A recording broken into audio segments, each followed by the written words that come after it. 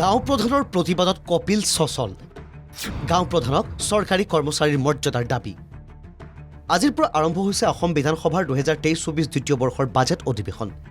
budget অধিৱেশনৰ প্ৰথম দিনটোতেই শতাধিক গাঁও প্ৰধানৰ প্ৰতিবাদত কঁপি উঠিল মহানগৰীৰ সচল গাঁও প্ৰধানসকলক প্ৰতিষ্ঠানিক ৰূপত দি চৰকাৰী কৰ্মচাৰী হিচাপে ঘোষণা কৰা আৰু অসম চৰকাৰে অব্যাহতি দিয়া গাঁও প্ৰধানসকলক 10 লাখ টকাৰ এককালীন সাহায্য প্ৰদানৰ দাবীৰে প্ৰতিবাদ এইসকল গাঁও প্ৰধানৰ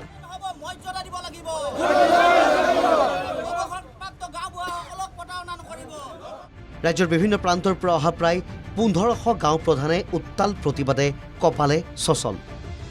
ধৰ্মঘট কৰিছোঁ এই অৱস্থান ধৰ্মঘটত আমি মূলতঃ ৰাখিছোঁ যে চৰকাৰে গাঁও প্ৰধানসকলক পৰিকল্পনাবিহীনভাৱে কাম কৰাই আছে গতিকে চৰকাৰে গাঁও প্ৰধানসকলৰ ক্ষেত্ৰত এটা সুনিৰ্দিষ্ট পৰিকল্পনা প্ৰস্তুত কৰি গাঁও প্ৰধানক এটা নিৰ্দিষ্ট পৰিকল্পনাৰ ভিতৰত ৰাখি তেওঁলোকৰ পৰা কাম আদায় কৰক আৰু যি অসমৰ গাঁও 65 বছৰৰ ঊৰ্ধৰ গাঁও প্ৰধানসকলক চৰকাৰে তেওঁলোকৰ কোনো সুৰক্ষা নকৰাকৈ তেওঁলোকক যি অঁতৰাই দিলে তেওঁলোকক 10 লাখ টকাৰ এটা আৰ্থিক সাহায্য দিয়ক আৰু এইটোৱে আমি চৰকাৰৰ ওচৰত ডিমাণ্ড ৰাখিছোঁ গাঁও প্ৰধানৰ এই প্ৰতিবাদত সামিল হ'ল অসম তৃণমূল কংগ্ৰেছৰ সভাপতি ৰিপুণ বৰা আৰু প্ৰদেশ কংগ্ৰেছৰ দেৱব্ৰত শইকীয়াসহ এটা সজাতি দল প্ৰতিবাদকাৰী গাঁও প্ৰধানৰ প্ৰতি পূৰ্ণ সমৰ্থন দল দুটাৰ আমাৰ আপোনালোকৰ যিটো মুখ্যমন্ত্ৰী মহোদয়ে এটা প্ৰতিশ্ৰুতি দিছিল যে গাঁওবুঢ়া যি বহুতখিনি কাম কৰিব লাগে আৰু চৰকাৰৰ একেবাৰে নিম্ন পৰ্যায়ত চৰকাৰৰ প্ৰতিনিধি সেই গতিকে তেখেতসকলক আনুষ্ঠানিক ৰূপ দিয়াৰ কথা আছিল আৰু বিভিন্ন ধৰণৰ সা সুবিধা দিয়াৰ কথা আছিল এইখিনি যোৱা 2019 চনত বাজেটৰ সময়ত আপোনালোকক কৈছিল সেইখিনি যিহেতু পালন হোৱা নাই আপোনালোকৰ গাঁও প্ৰধান সন্থা নামটো বদলাই দিছে কিন্তু বাকী কামখিনি হোৱা নাই সেই গতিকে আপোনালোকৰ প্ৰতিনিধিসকলক আমি দেখা পাইছিলোঁ লগ ধৰিছে আমাক আমি তেখেতসকলক আশ্বাস দিছোঁ যে আপোনালোকৰ যিখিনি প্ৰতিশ্ৰুতি চৰকাৰে সেইখিনি প্ৰতিশ্ৰুতি কেতিয়া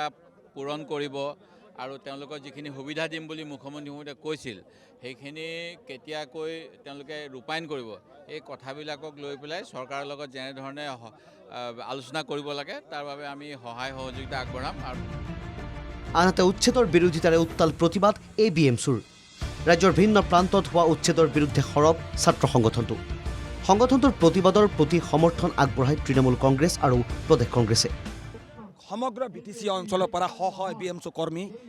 আহি এই প্ৰহৰ ৰদত আপোনালোকে নিশ্চয় দেখিছে বিধানসভাৰ বাজেট অধিৱেশনৰ প্ৰথম দিনা আমি ইয়াত বৈ প্ৰতিবাদ এইকাৰণে সাব্যস্ত কৰিব লগা হৈছোঁ কাৰণ অসমৰ বৰ্তমানৰ মুখ্যমন্ত্ৰী ডক্টৰ হিমন্ত বিশ্ব শৰ্মা ডাঙৰীয়া যি একপক্ষীয় নীতিৰে অসমৰ ভূমিহীন আৰু ভূমিপট্টাহীন লোকসকলক যোৱা 2 বছৰ ধাৰাবাহিকভাৱে যি উচ্ছেদ চলাই আছে এই উচ্ছেদ আমি বন্ধ কৰিবলৈ দাবী জনাইছোঁ উচ্ছেদৰ যিখিনি পৰিয়াল ইতিমধ্যে উচ্ছেদিত হৈছে সেই উচ্ছেদিত পৰিয়ালসমূহক পুনৰ সংস্থাপনৰ দাবী জনাইছোঁ আৰু অসমৰ সৰ্বস্তৰৰ ভূমিহীন আৰু ভূমিপট্টাহীন পৰিয়ালসমূহক শীঘ্ৰেই ভূমিপট্টাৰ ভূমি দিয়াৰ দাবী জনাইছোঁ বুধৰ পৰা বিধানসভাৰ অধিৱেশনৰ প্ৰথম দিনটোতে উত্তাল হ'ল মহানগৰীৰ সচল পিছে প্ৰতিবাদকাৰীৰ এই প্ৰতিবাদে চৰকাৰৰ দৃষ্টি আকৰ্ষণ কৰিব পাৰিব নে নোৱাৰে সেয়া হ'ব লক্ষণীয় ভিডিঅ' জাৰ্নেলিষ্ট বিনয় কলিতাৰ সহযোগত গুৱাহাটীৰ পৰা প্ৰাঞ্জল বৰুৱাৰ ৰিপৰ্ট NKTV